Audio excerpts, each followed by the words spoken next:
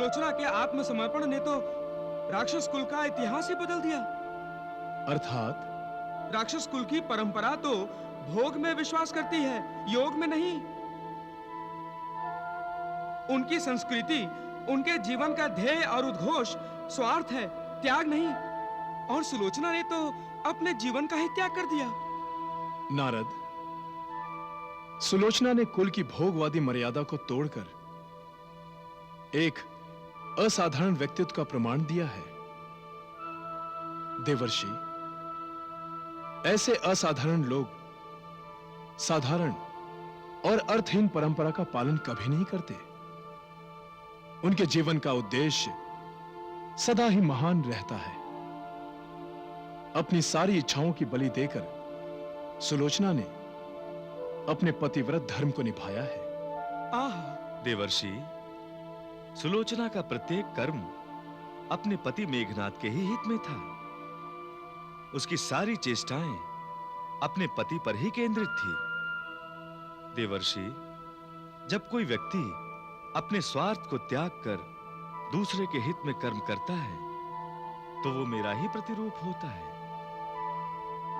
इसीलिए पतिव्रता नारी योगी, तपस्वी, ज्ञानी, दानी सभी मेरे ही प्रतिरूप हैं। इन्हीं के पुण्य कर्मों से ये सारी सृष्टि चल रही है। यदि ऐसा ही है प्रभु, तो आपने सुलोचना जैसी पतिव्रता स्त्री को आत्मसमर्पण के लिए प्रेरित क्यों किया? वो होती तो निश्चय ही सृष्टि का कल्याण होता ना। नारद, चंद्रमा के बिना चांदनी का और सूर्य के बिना धूप का कोई अस्तित्व नहीं है। चंद्रमा और सूर्य चांदनी और धूप की आत्मा है। उसी प्रकार मेघनाद सुलोचना की आत्मा थी। उसका शरीर अपनी आत्मा के बिना जीवित कैसे रह सकता था? उसे तो पंच तत्व में मिलना ही था। नारायण नारायण।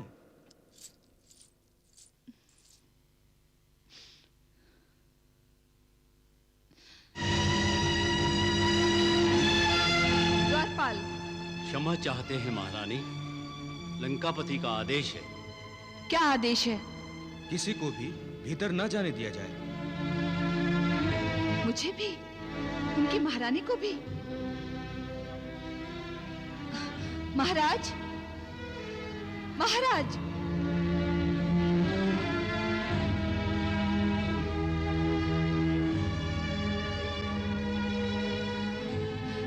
स्वामी, महाराज अकेले रहना चाहते हैं महारानी।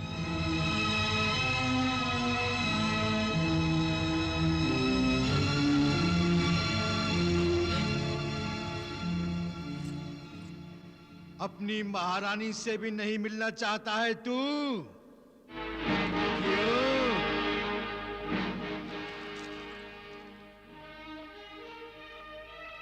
आज अचानक अकेलापन क्यों चाहता है तू? क्या तुझे यह स्मरण हो गया कि जीवन यात्रा में एक एक करके सभी अपने साथ छोड़ देते हैं और मानव को आखिर अकेले ही जाना पड़ता है?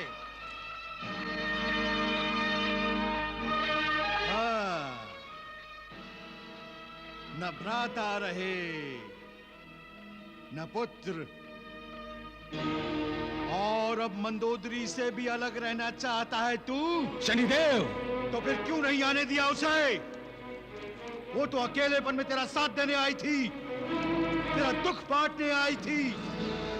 फिर क्यों प्रतिबंध लगाया तूने उस पर? क्यों प्रतिबंध लगाया? क्यों? वो तेरी पत्नी है दशानन,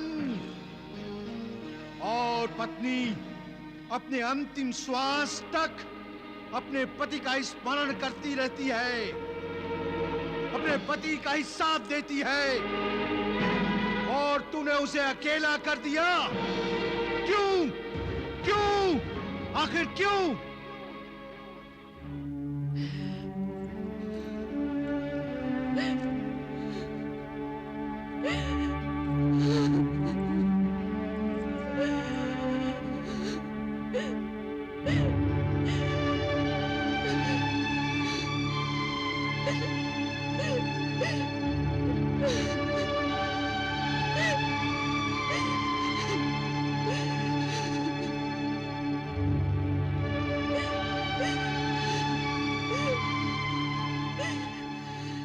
प्रणाम देवी।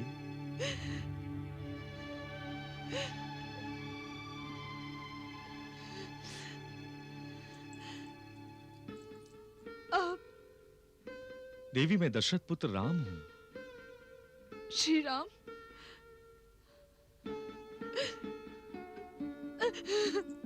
देवी, आप रो रही हैं? त्रिलोक विजयी रावण की पत्नी को यह शोभा नहीं देता। आप तो ज्ञानी हैं। आप जानती हैं कि हम मृत्यु लोक में रह रहे हैं। यहां मृत्यु आश्चर्य उत्पन्न नहीं करती। आश्चर्य तो यह है कि हम जीवित हैं, क्योंकि यहां प्रतिपल मृत्यु आघात करती है। आपका पुत्र तो योद्धा था और युद्ध करते हुए मृत्यु को प्राप्त हुआ है। युद्ध में विजय प्राप्त करके तो केवल सांसारिक सुख मिलते हैं, किंतु आपके पुत्र ने वीरों के धर्म को निभाते हुए परम पद को प्राप्त किया है। ऐसी स्थिति में ना आपका शोक करना उचित है, ना उसका जिसे परम पद प्राप्त हुआ है। देवी, क्या आप अपने प्रिय पुत्र को परम पद से पुनः मृत्यु लोक में देखना चाहती हैं? क्या आप उस जीवात्मा का पतन देखना चाहती हैं जो परमेश्वर के पास पहुंच गई है? क्या आप उसके आनंद को पुनः शोक में बदल देना चाहती हैं? तो मोह को त्याग दीजिए देवी। मोह ने जो अज्ञानता का आवरण आपके विवेक पर डाल दिया है, उसे हटाकर धैर्य धारण कीजिए और धर्म के पथ पर चलते हुए दिग्विजयी रावण को भी धर्म पथ पर ले चलिए। यही जीवन की सार्थकता है। महाराज सुग्रीव, आज्ञा प्रभु। देवी को इनके रथ तक छोड़ आइए। जो आज्ञा प्रभु।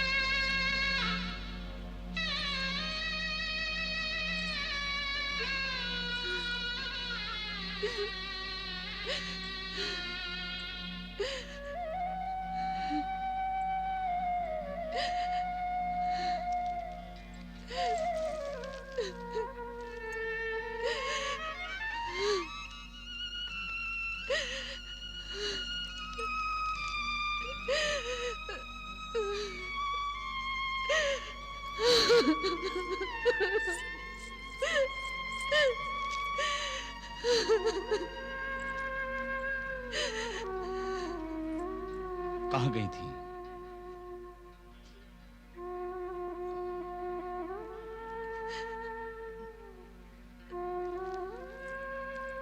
क्या है इस मुट्ठी में? मेरा मेघनाथ और मेरी सुलोचना।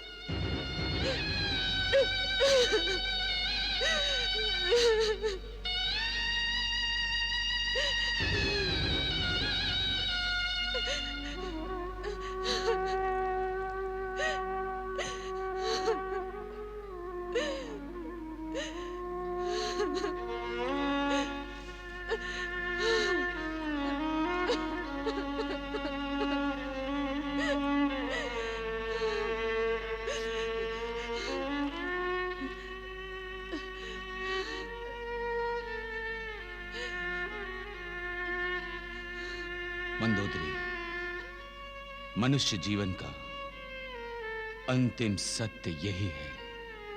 आप मानते हैं ये? यदि आप इस सत्य को मानते हैं तो युद्ध क्यों कर रहे हैं? इस युद्ध को रोक लीजिए स्वामी, इस युद्ध को रोक लीजिए। नहीं मंदोदरी, युद्ध रोक देने से मृत्यु तो नहीं रुक जाती। मृत्यु तो होगी ही होगी। ये अंतिम सत्य है, कभी नहीं बदल सकता। और यदि मेरी मृत्यु का समय आ गया तो मैं ये चाहूंगा कि मेरी मृत्यु युद्ध क्षेत्र में हो। और मैं क्या, प्रत्येक योद्धा यही इच्छा करेगा कि वो युद्ध करते करते अपने प्राण त्याग दे। किंतु मेरा क्या दोष है स्वामी? मुझे अकेली छोड़कर क्यों जाना चाहते हैं आप? क्यों?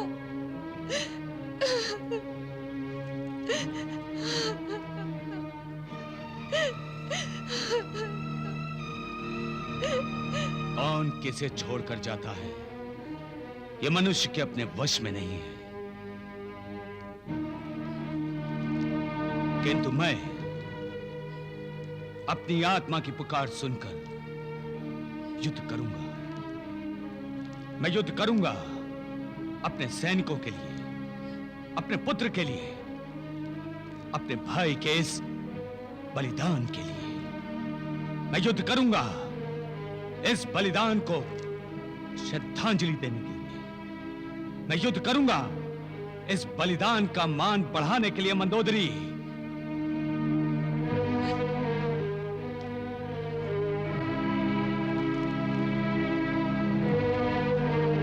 मृत्यु यदि अंतिम सत्य है तो है, किंतु मैं मृत्यु से भयभीत नहीं हूं, न कभी हुआ था।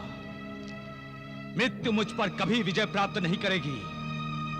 मैं मृत्यु पर विजय प्राप्त करूंगा, और ऐसी विजय प्राप्त करूंगा कि मरने के पश्चात भी जीवित रहूंगा। मैं रहूं अथवा ना रहूं, मेरा नाम जीवित रहेगा। नाम कभी नहीं मरता, मरता है शरीर।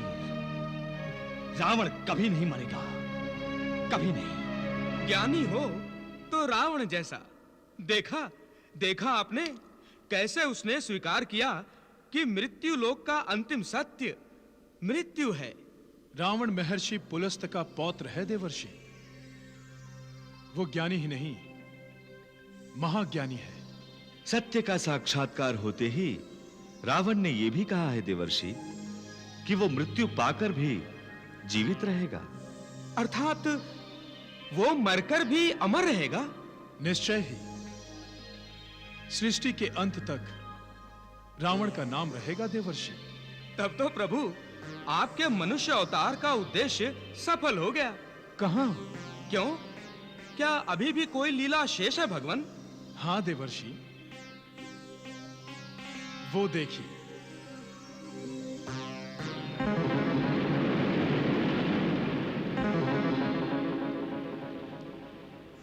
नारायण नारायण।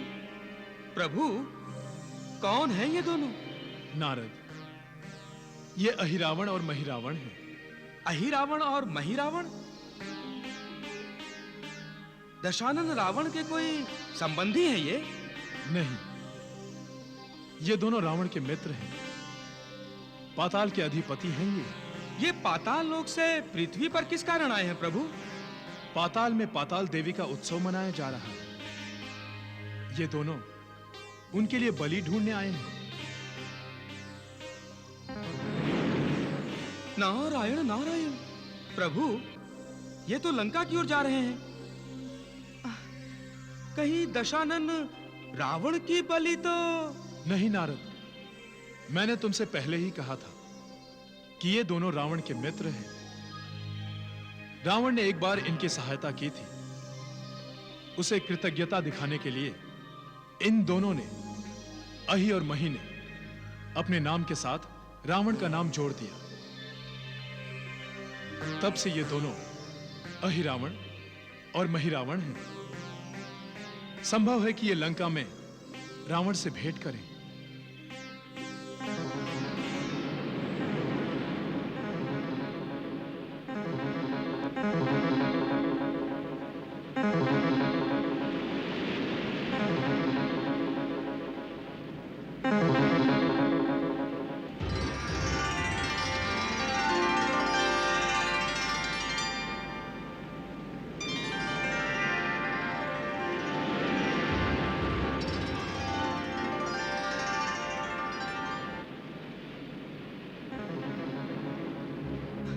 देखिए देखिए प्रभु, उनकी दृष्टि तो कहीं और लगी हुई है।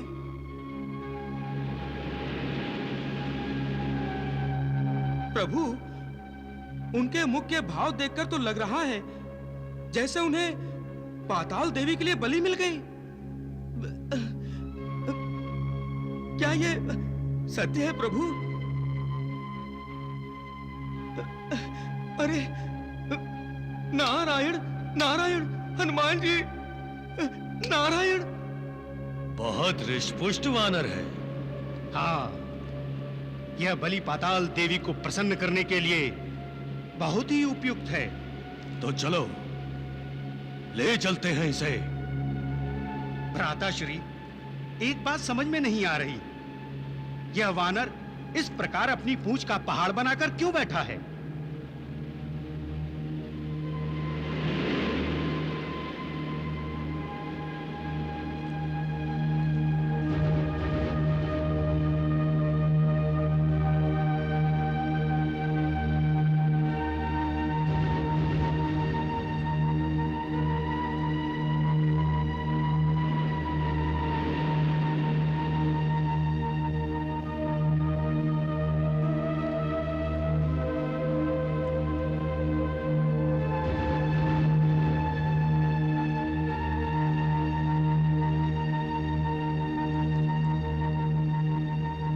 ऐसा लगता है ये किसी की रखवाली कर रहा है। रखवाली कर रहा है तो फिर बार बार अपनी पूंछ में बने छिद्र में से क्या देख रहा है?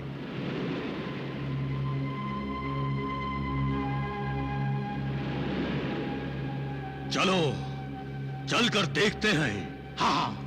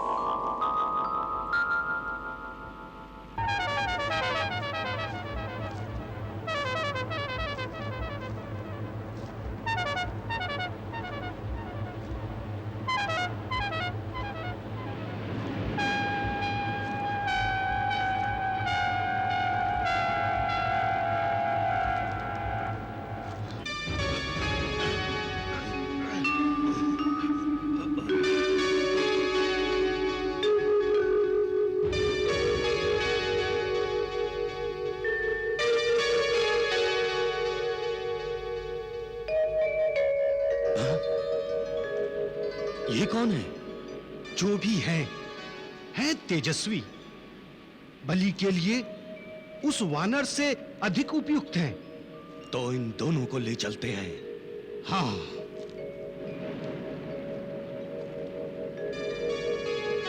हैं?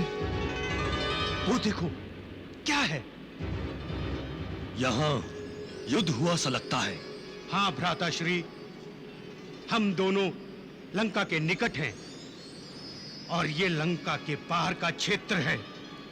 यहां युद्ध होने का तात्पर्य है कि इस युद्ध में लंका नरेश रावण ने भी भाग लिया है। और अवश्य किसी शत्रु ने लंका पर और हमारे मित्र रावण पर आक्रमण किया है। हमें दशानन से मिलना चाहिए। परंतु ये दोनों तेजस्वी कुमार, हो सकता है ये दोनों तेजस्वी कुमार रावण के बंदी हों और ये वानर रावण का अनुचर हो। दशानन की आज्ञा से इन दोनों की रखवाली कर रहा हो। तो फिर हम इन्हें अपने मित्र रावण से बलि के लिए मांग सकते हैं। चलो अपने मित्र दशानन से मिलने चलें। चलो चलो।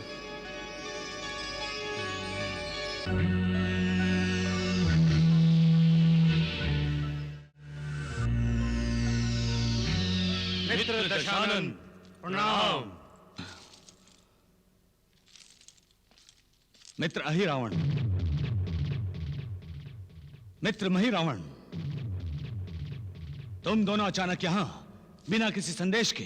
पाताल देवी का उत्सव मनाया जा रहा है। उत्सव के लिए बलि ढूंढते हुए हम लंका के सामने वाले क्षेत्र में गए तो वहां पता चला कि वहां युद्ध चल रहा है। हाँ महिरावण, राम नामक एक मानव वानर सेना के साथ लंका पर चढ़ आया है और युद्ध में उसने मेरे अनुज कुंभकर्ण और मेरे पुत्र मेघनाद को परास्त करके उन्हें परलोक पहुंचा दिया है।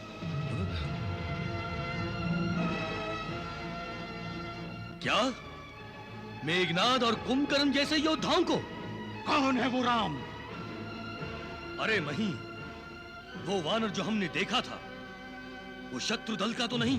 किस वानर की बात कर रहे हो तुम? मित्र, युद्ध क्षेत्र के उस पार एक शिविर के बाहर एक विशाल वानर पहरा दे रहा था। हमने झांक कर देखा तो 2 तेजस्वी कुमार सो रहे थे। वही राम और लक्ष्मण है, वो दोनों भाई हैं। वो दोनों अयोध्या से आए हैं।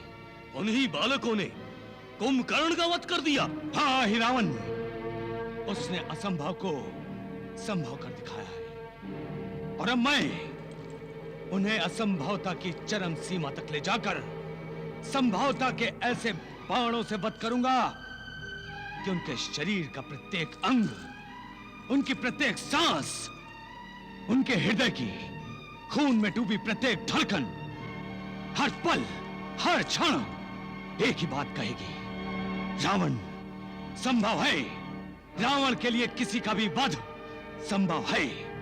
एक ही रावण है जो इस सृष्टि का और इस सृष्टि में रहने वाले हर मानव का परमेश्वर है। परमेश्वर है, परमेश्वर है। मित्र, हम तुम्हारा दुख समझते हैं। ये तो हमारा अहोभाग्य है कि हमें तुम्हारी सहायता करने का अवसर मिला है। तुम निश्चिंत रहो मित्र, एक पंथ 2 काज हो जाएंगे। हमारी पाताल देवी भी प्रसन्न हो जाएंगी और तुम्हारा प्रतिशोध भी पूरा हो जाएगा।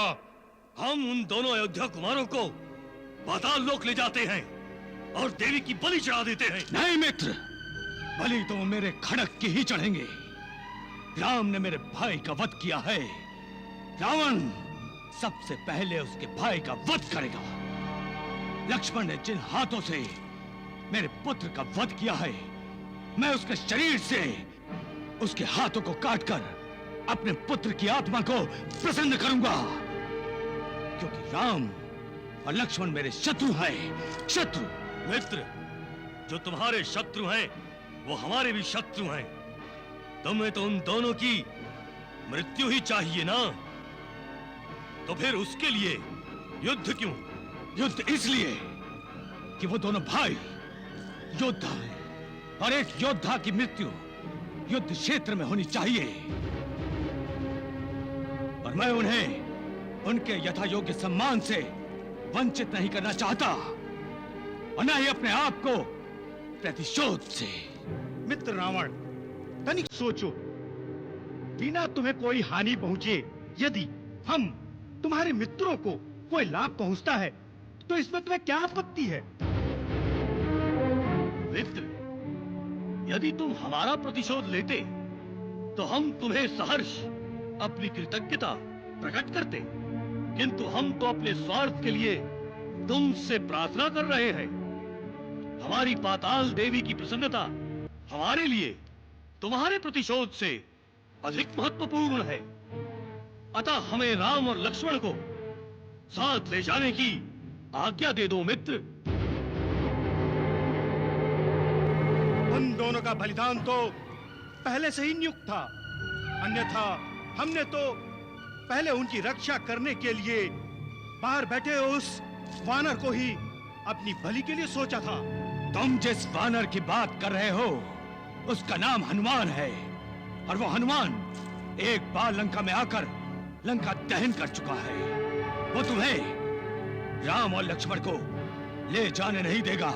वो तुम हम पर छोड़ दो, हम राम और लक्ष्मण को कब उठाकर ले जाएंगे उस वानर को पता ही नहीं चलेगा। उन दोनों की बलि को अपनी विजयी समझो मित्र। उनकी मृत्यु तुम्हारी प्रतिशोध की भावना को संपूर्ण और शांत कर देगी। राम और लक्ष्मण की बलि का पुण्य भी तुम्हें ही प्राप्त होगा मित्र। और पाताल देवी की अनुकंपा भी तुम पर बनी रहेगी। हमें आज्ञा दो मित्र।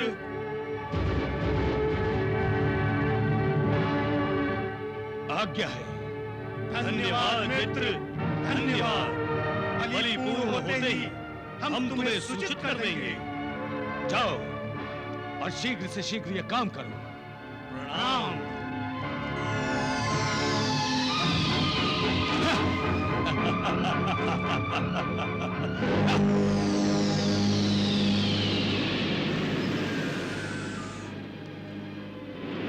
वही ये वानर हमारे मार्ग में आएगा। तब आएगा जब हम उसका वध करके शिविर के भीतर जाने का प्रयत्न करेंगे। तो क्या तुम युद्ध किए बिना राम लक्ष्मण का हरण करना चाहते हो? मैं युद्ध नीति के विरुद्ध नहीं जाना चाहता भ्राताश्री। मैं जान चुका हूं कि राम लक्ष्मण मेघनाद और कुंभकर्ण जैसे महान योद्धाओं को यमलोक पहुंचा चुके हैं। अतः उनसे युद्ध करने में बुद्धिमत्ता नहीं है। तो मैं अपने छल अस्त्रों का प्रयोग करूंगा। तुम्हारा छल अस्त्र प्रयोग इन पर सफल हो सकेगा? आप देखते जाइए भ्राताश्री, उसका भी मार्ग मेरे पास है।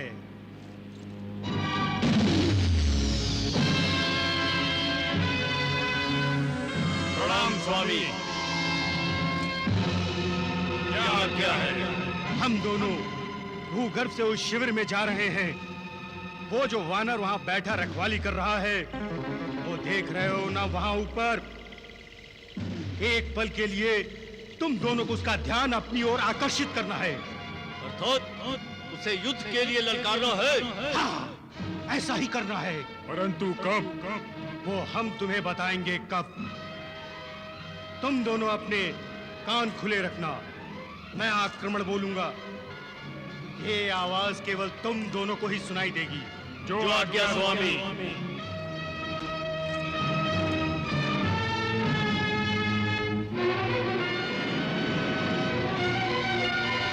आओ भ्राताश्री।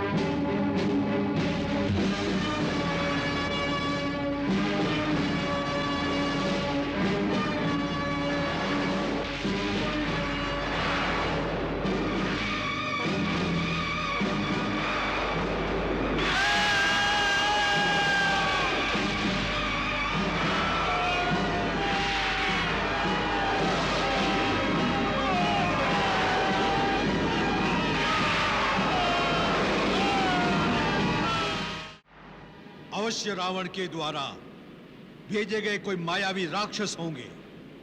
मेरे होते हुए प्रभु श्री राम की निद्रा को कौन भंग कर सकता है?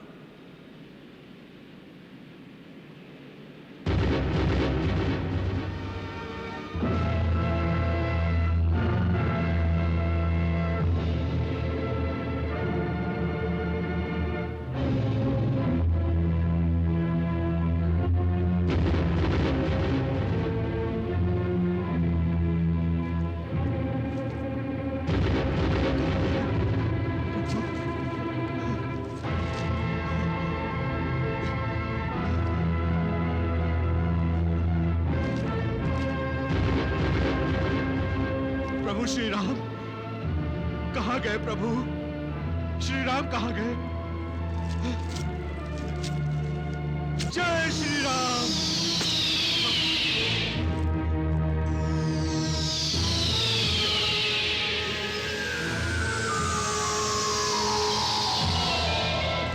प्रभु श्री राम, प्रभु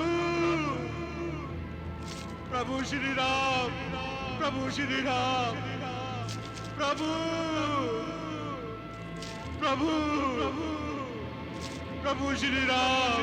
हे दशो दिशाओं, हे गंधर्वो, हे अप्सरा, किन्नरों, मुझ पर कृपा करो, मुझे बताओ मेरे प्रभु श्री राम कहाँ है?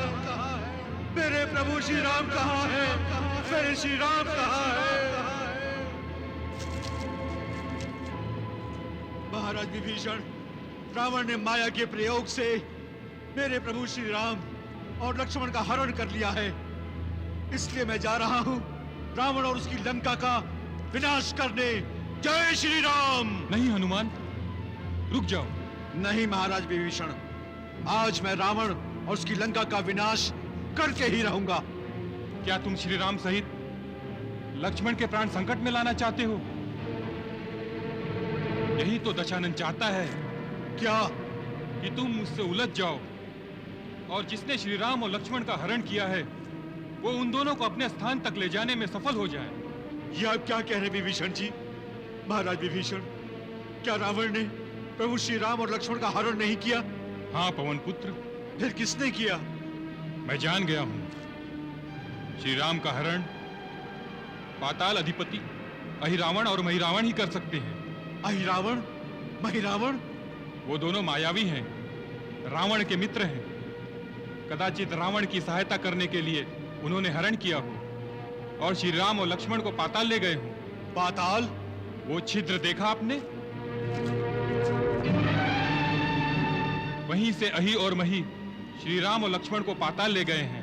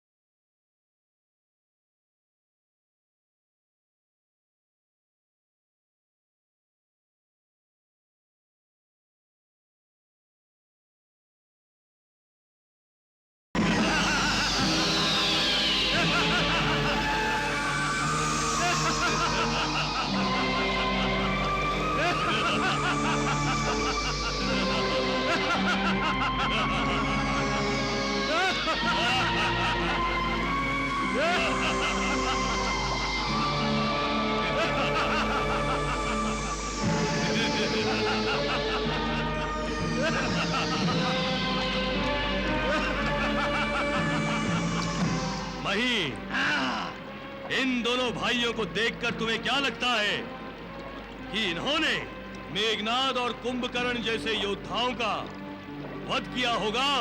कल उत्सव में इन दोनों की बलि के पश्चात जब इनके मांस के टुकड़ों का प्रसाद बांटेंगे तो पाताल वासियों को बताएंगे कि वो दशानन रावण के पुत्र और उनके भाई के संग हरक का मांस खा रहे हैं।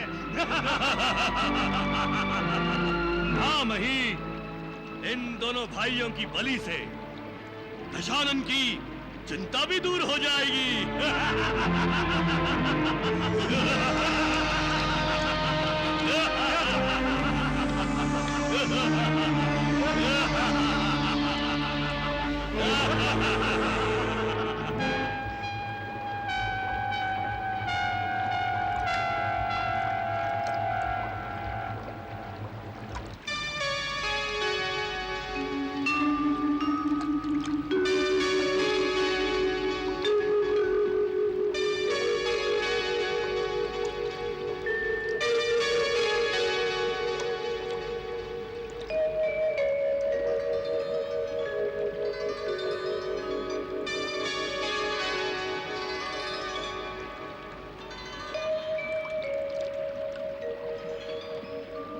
महाराज अहिरावण और महाराज महिरावण को सेवक मकरध्वज का प्रणाम।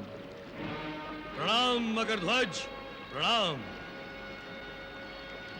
मकरध्वज, ये दो मानव कल के उत्सव की बलि के लिए हैं।